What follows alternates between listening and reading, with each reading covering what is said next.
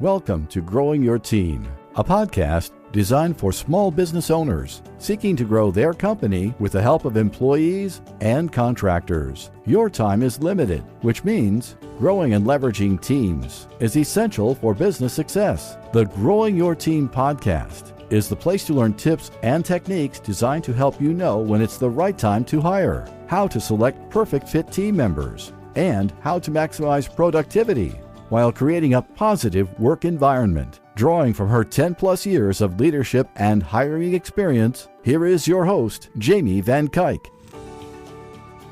Hello, Jamie Van Kuyk here, and welcome back to the Growing Your Team podcast. Today, I have on Elizabeth Lotardo.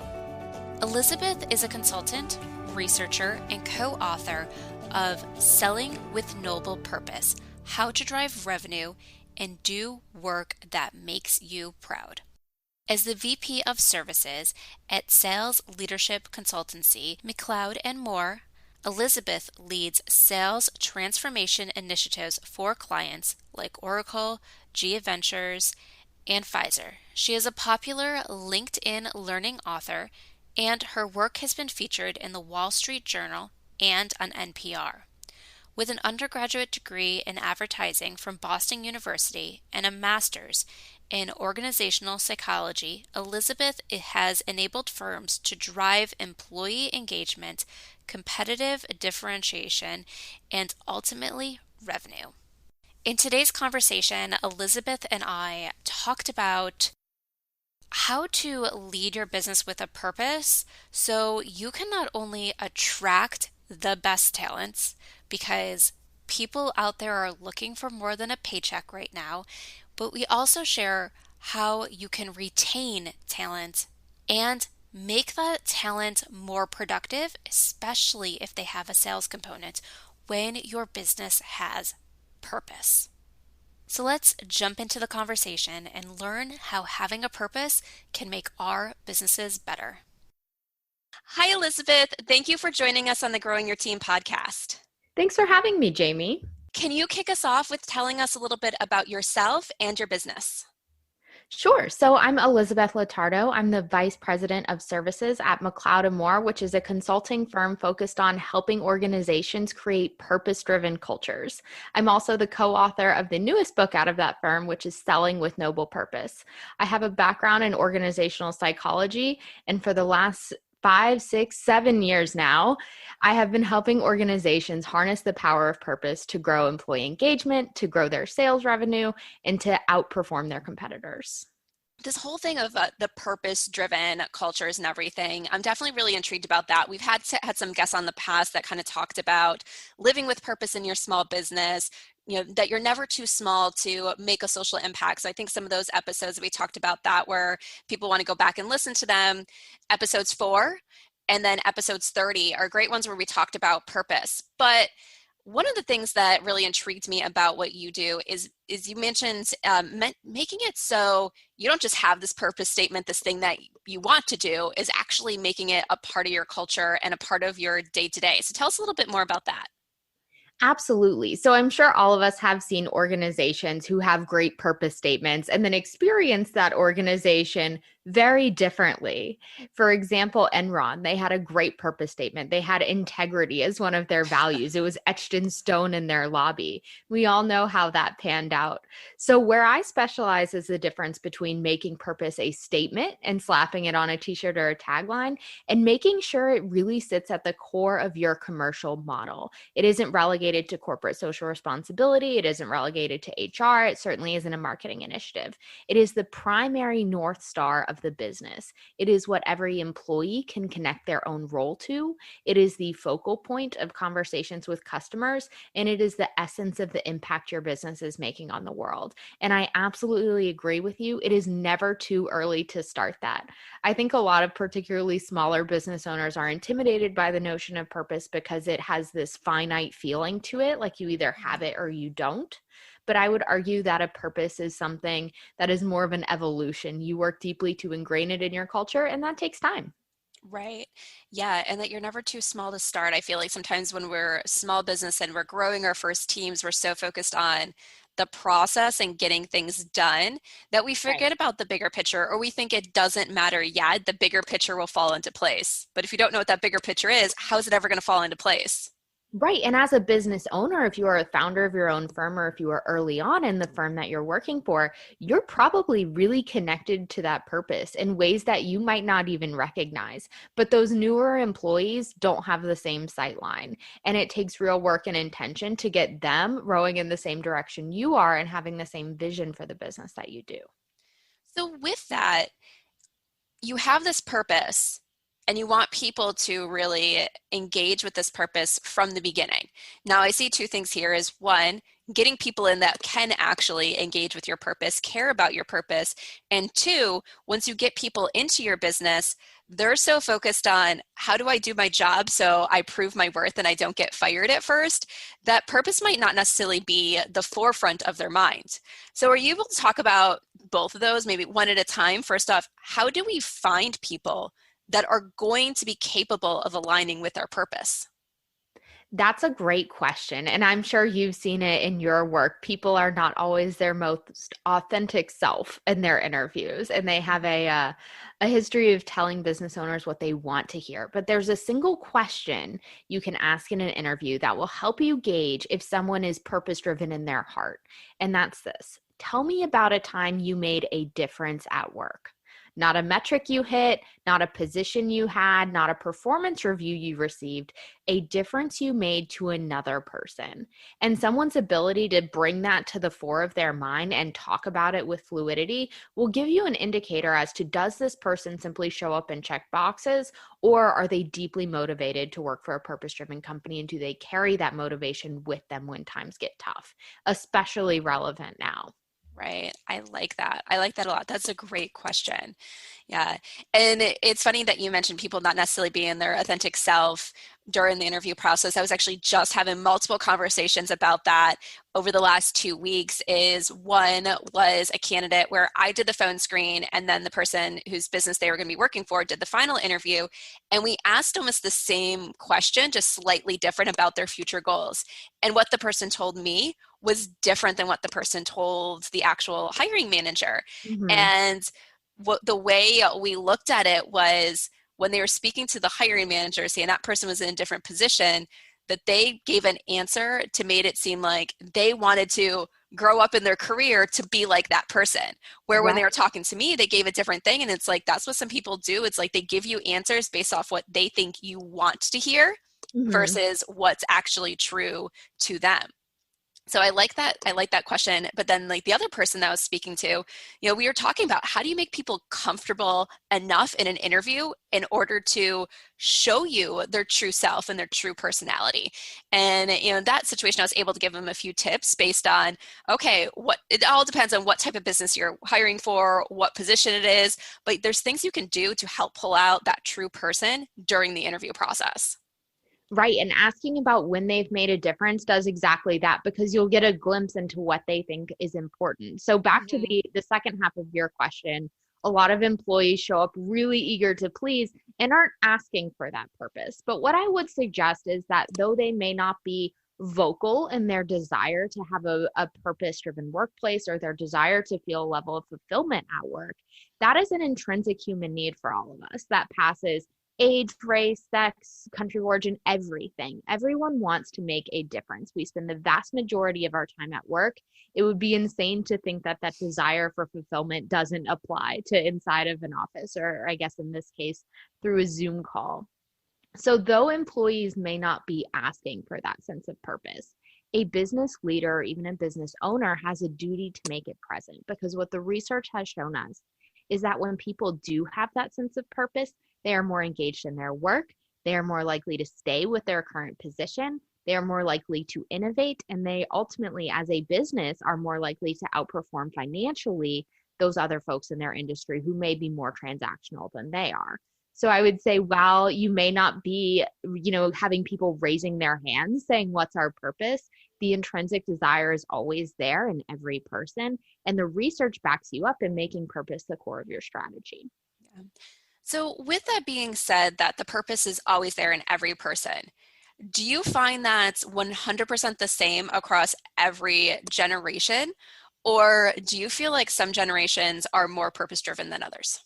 Ooh, good question. So I represent the millennial generation. I'll speak on behalf of all of us, I suppose. Every person wants to make a difference. Everyone wants to feel like their work is meaningful.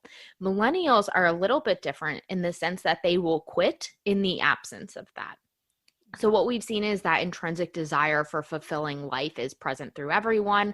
Older generations, particularly boomers, have been schooled that that does not apply to the workplace. And they found that fulfillment in their families. They found it in philanthropy. They found it in church, lots of other avenues. They want it at work, but they're willing to accept that it's not always present. Millennials, on the other hand, are less willing to accept that. And they are more upfront about their desire to work for a purpose-driven organization.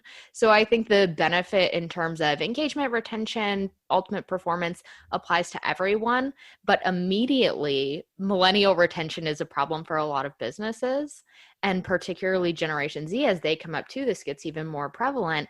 The ability to put purpose at the core of the business will help win those employees once, and they will help keep them there on a daily basis. Right. And I definitely agree with that. So I myself am a millennial as well. Okay, so we'll represent our generation together. Yes. So I agree with that. When I was in corporate managing a lot of millennials, and now a lot of people that I'm helping to hire, they're millennials running businesses, or they're hiring a lot of millennials. So it's a lot of in there. So it's like, I can definitely see that purpose being important. And one of the other things is I am a mentor for students going through the MBA program at the University of Tampa. And this is my second semester doing it. And both semesters, when I ask them, because the people that I've had, they're the people right out of their undergrad that are going into the MBA program. And so they haven't had full-time jobs yet. They don't have Yeah. real world experience. So a lot of things we talk about throughout their time is, what do you want out of a job? And every one of them, it's tied back to something purposeful, something at the core of their beliefs. Like the one wanted to work for a company that was going to be environmentally focused. She didn't care necessarily what industry they were in, but if they didn't care about the environment, she didn't want to work for them.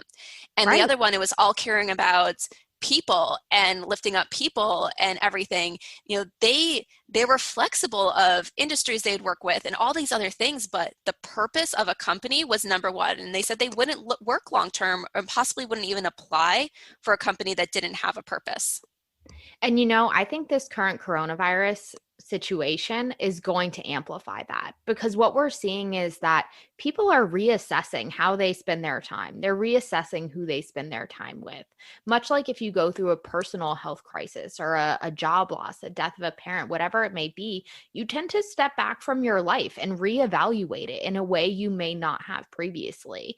And while previously that was done on an individual circumstantial basis, what we're seeing now in the employment market is a mass reevaluation of the companies we work for. Who are they? What do they stand for? Why again am I checking my email at 3 a.m.?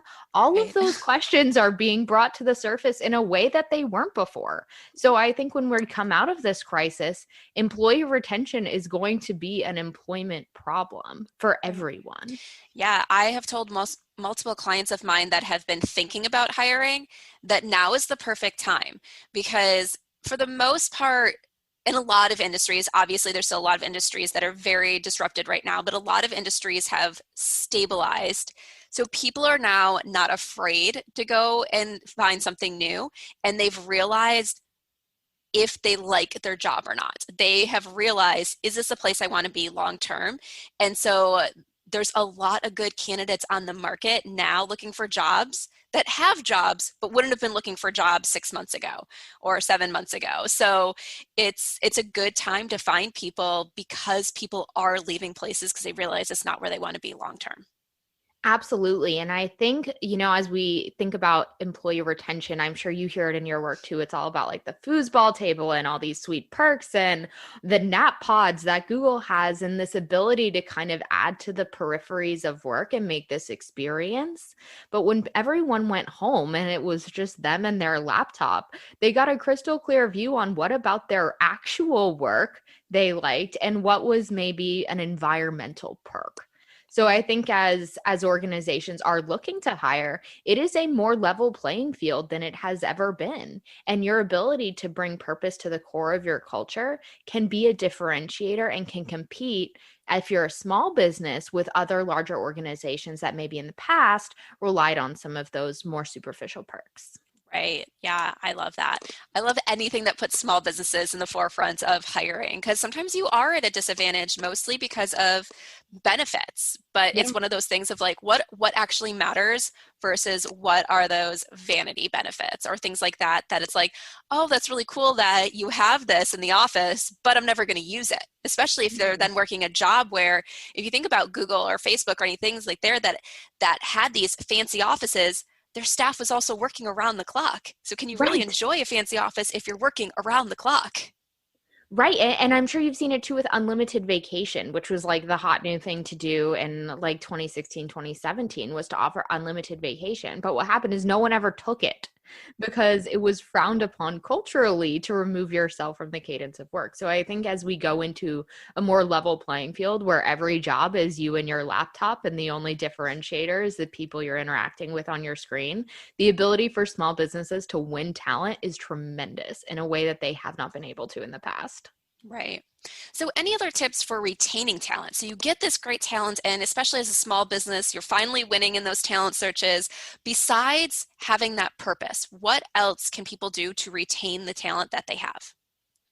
I'm sure you've seen this in your work. People work so hard to attract top talent. They work incredibly hard to win them over in an interview. They offer enormous benefits, great salaries. And then what I've seen is a lot of times that stops on week 2 of employment.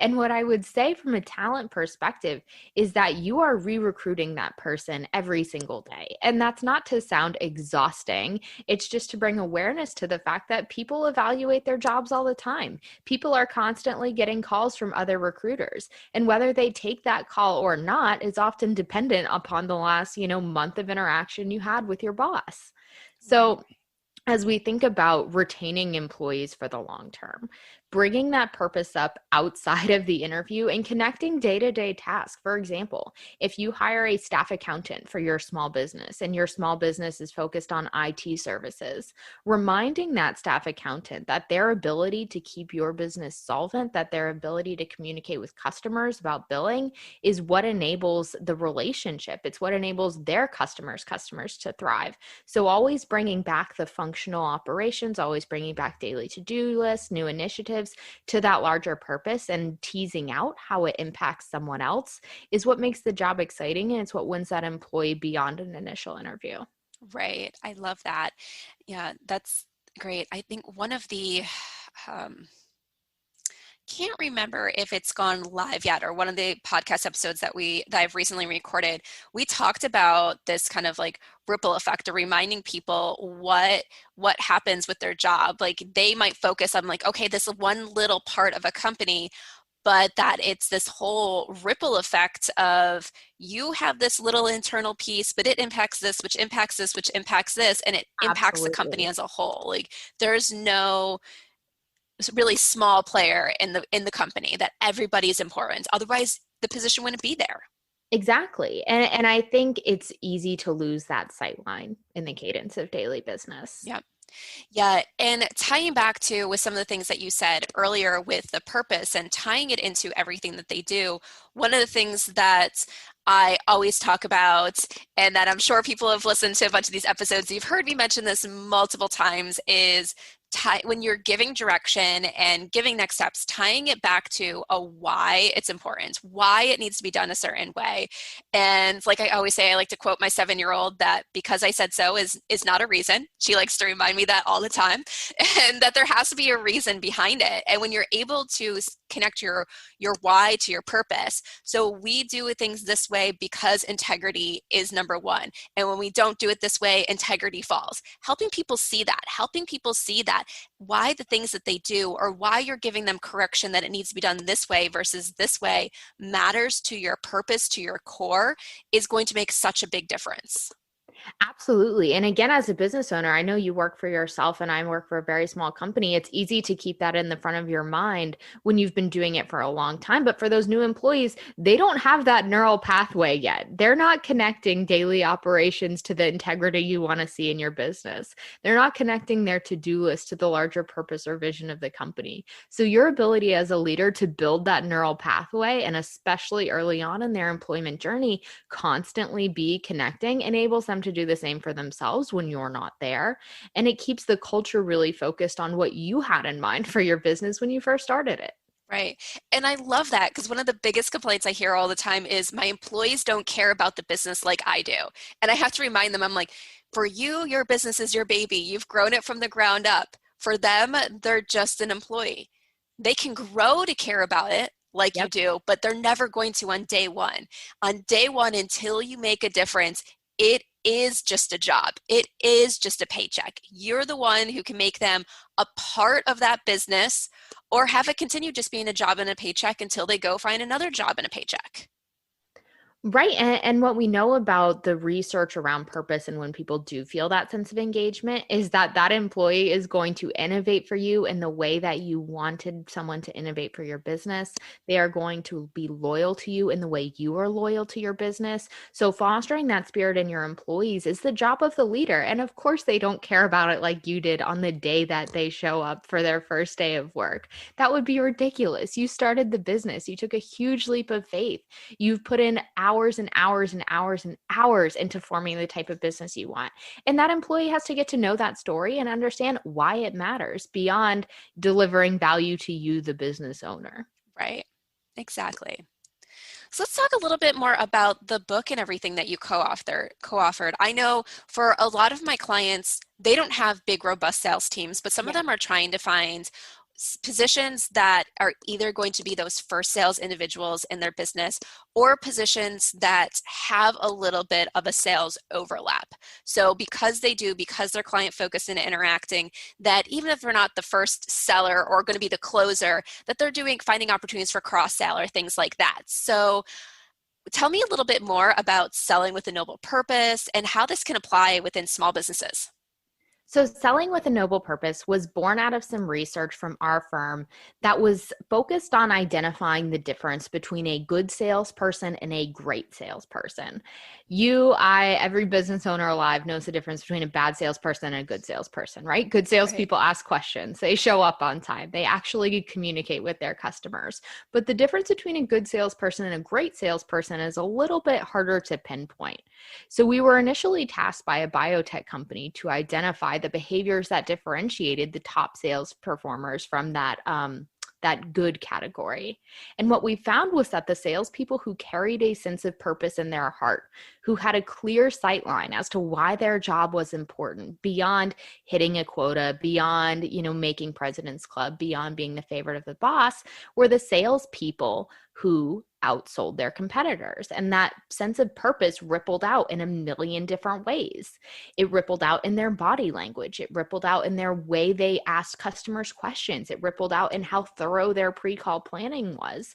And the crux of our firm is centered on the belief that you can teach people all of those things. You can teach people body language techniques. You can teach people pre-call planning techniques. You can set rigorous reporting standards for customer intelligence. Or you can just show them that their job really matters and those things come naturally. They don't fight an uphill battle. So Right. we get a lot of interest from people who have a negative perception of sales, and that's especially true in small businesses.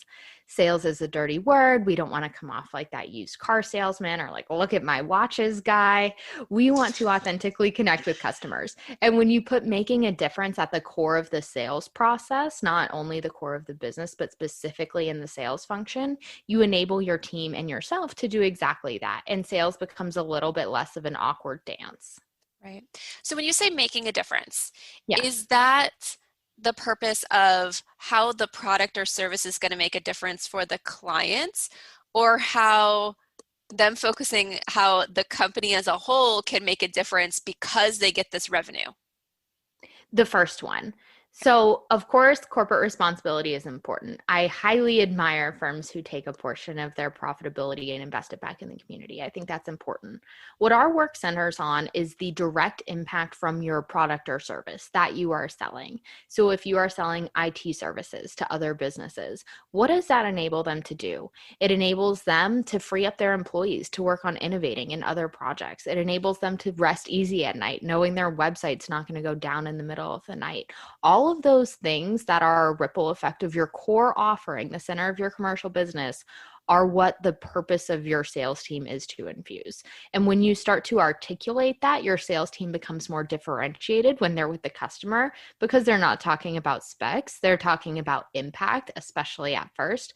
They also become more engaged themselves in the process because their job is no longer to pitch and get the product specs out there. It is to authentically connect and understand how your business could make a difference to your customers, to your prospects. Yeah. I love that because, like I said, some of my clients are trying to find their first salespeople or hiring new salespeople. And one of the things I hear all the time is, we are not like these sleazy salespeople, Right. so they want to distance themselves for as much as possible. So this would probably be a great resource for them to really focus on, okay, how do we bring that purpose out? How do we do things so we're not good, we're great with sales, and we're really making those better connections. Right. And how do we do it in a way that feels good to us? Business owners start their businesses for many, many reasons beyond making a paycheck. If you've ever started a business, you know there are 1,000 ways that are easier to make money than Right. starting your own business. You start your business with that noble intent, with the belief that you can make a difference to the customers that you serve. And translating that out into a sales narrative and one that doesn't become sleazy or weird or overly granular is a challenge, especially when you're early in hiring new salespeople. So I think making sure that your salespeople, whether they're exclusively salespeople, whether they have client services roles, whether you're doing the selling as a business owner, are selling from a place of purpose in your heart is foundational for long-term client relationships and foundational for preserving the brand that a business owner works so hard to build. Right.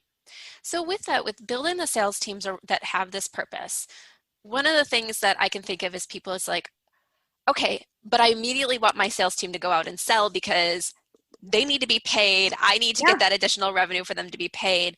So any tips on speeding up that process, things that can work really well where you're getting enough of the core of the purpose out so they can go out and start building that network, start building those relationships as you're continuing to grow that purpose with that salesperson over time? Absolutely. So you mentioned articulating the ripple effect earlier. I think that is the foundation of starting that sales process because when you articulate the ripple effect, we'll go back to our IT services example. When you arm your salespeople with a narrative that says, we make it so you can rest easy at night knowing your business isn't going to crumble in your sleep. We make it possible for you to free up your internal IT staff to innovate on important projects because we'll handle the rest of that.